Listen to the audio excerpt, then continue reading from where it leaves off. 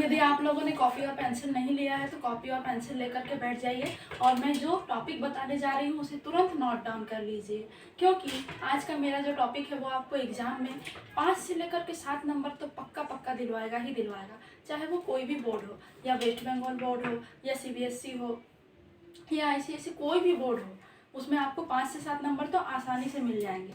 तो आज का हमारा टॉपिक है पूंजीवादी अर्थव्यवस्था के दोष।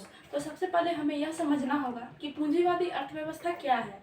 तो पहले के वीडियो में भी हमने यह डिस्कस किया है कि पूंजीवादी अर्थव्यवस्था क्या है। आप चाहेंगे तो उस वीडियो को भी देख सकते हैं। यहाँ पर मैं शॉर्ट फॉर्म में बता देती हूँ। पूंजीवादी अर्थव्यवस्था वह अर्थव्यवस्था है जहाँ पर सरकार की कोई मुख्य भूमिका नहीं होती है। यहाँ पर उत्पादन से लेकर के वस्तु के वितरण तक सभी कार्य कुछ व्यक्तियों के हाथ में होते हैं, कुछ निजी व्यक्तियों के हाथ में होते हैं। उसे ही हम लोग पूंजीवादी अर्थव्यवस्था कहते हैं। तो इसके पहले के वीडियो में हम लोगों ने पूंजीवादी अर्थव्यवस्था की विशेषताओं को समझा था। आज हम लोग पूंजीवादी अर्थव्यवस्था के दोष को समझेंगे। तो सबसे पहला है लाभ का उद्देश्य। अब आप लोग कहेंगे कि लाभ का उद्देश्य दोष कैसे हुआ। तो देखिए, जहाँ भी हम ज़्यादा से ज़्यादा लाभ कमाने के बारे में सोचते हैं तो क्या होता है ना, एक पॉइंट के बाद में अधिक से अधिक लाभ कमाने पर दूसरे पक्ष को हानि होने लगती है। तो यहाँ पर लाभ का उद्देश्य ज़्यादा होता है, जिसके कारण से निजी जो व्यापारी होते हैं वो बहुत सारे नियमों की अवहेलना करने लगते हैं और जनता का ज़्यादा से ज़्यादा शोषण करने की कोशिश करते हैं।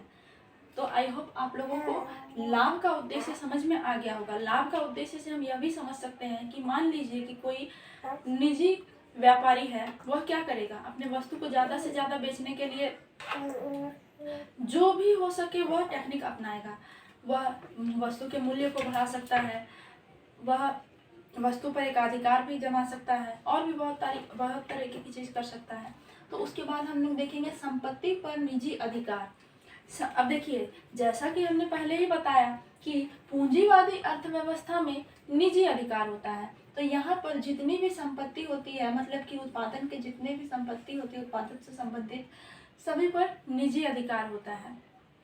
उसके बाद है मूल्य तंत्र। देखिए, मूल्य तंत्र कहने से यहाँ पर हमारा आशय है कि पूंजीवादी अर्थव्यवस्था में मूल्य जो है किसी एक व्यक्ति के हाथ में रहता है, केंद्रित होता है। यह जितना चाहे उतना मूल्य कर सकता है किसी भी वस्तु का। इसमें कोई हस्तक्षेप नहीं डाल सकती, सरकार भी कोई हस्तक्षेप नहीं डाल सकती है। मान लीजिए कि यह मार्कर अभी मार्केट में 25-30 रुपए में मिल रही है। अगर यह पूंजीवादी अर्थव्यवस्था में हम लोग रहते तो क्या होता, ये मार्कर हो सकता है 100 रुपए में भी मिलता और हमें खरीदना ही पड़ता, क्योंकि हमारे पास कोई और ऑप्शन नहीं है।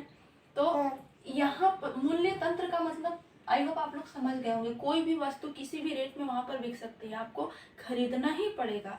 मूल्य किसी निजी व्यक्ति के हाथ में केंद्रित होता है। आर्थिक असमानता। देखिए, जहाँ पूंजीवादी अर्थव्यवस्था है वहाँ पर आर्थिक असमानता तो होना स्वाभाविक है। अमीर और ज़्यादा अमीर होते जाते हैं और गरीब और ज़्यादा गरीब होते जाते हैं। यहाँ अमीर और गरीब के बीच में जो खाई है कभी कम नहीं होती, बल्कि खाई हमेशा बढ़ती जाती है। उम्मीद है आप लोगों को यह पॉइंट भी समझ में आया होगा। देखिए, ज़्यादा से ज़्यादा लाभ कमाते हैं पूंजीवादी व्यापारी या पूंजीवादी लोग जो होते हैं, ज़्यादा से ज़्यादा लाभ कमाने के चक्कर में ज़्यादा अमीर हो जाते हैं और गरीब जो है, जिनका शोषण होता है, वो और ज़्यादा गरीब होते जाते हैं।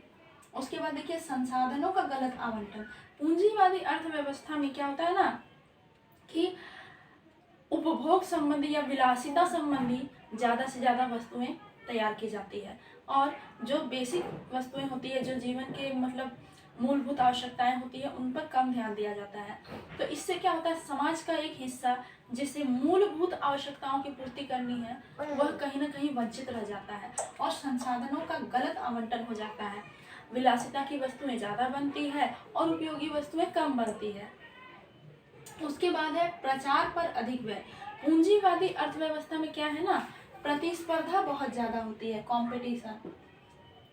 सभी व्यापारी यह चाहते हैं कि हमारा बिजनेस ज़्यादा चले, तो सभी प्रतिस्पर्धा के चक्कर में अधिक से अधिक एडवर्टीजमेंट करते हैं। एडवर्टीजमेंट अधिक होने से क्या होता है, व्यय ज़्यादा होता है, और व्यय ज़्यादा होता है तो नॉर्मल सी बात है कि वो जो व्यय हमने किया है वह हम वस्तु के ऊपर दाम को मतलब मूल्य के रूप में हम लोग जनता से वसूलेंगे।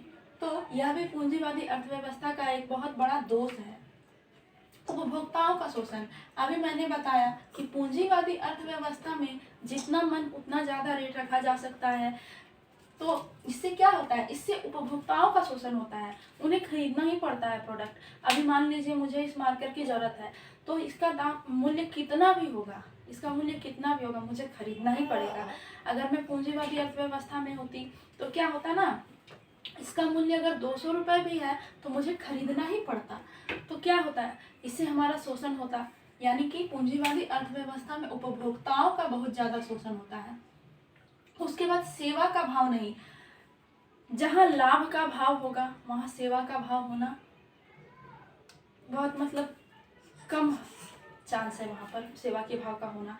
तो पूंजीवादी अर्थव्यवस्था में ज़्यादा से ज़्यादा लाभ कमाने का भाव होता है, और ज़्यादा से ज़्यादा लाभ कमाने के चक्कर में यहाँ पर जो व्यापारी होते हैं वह सेवा के भाव को भूल जाते हैं।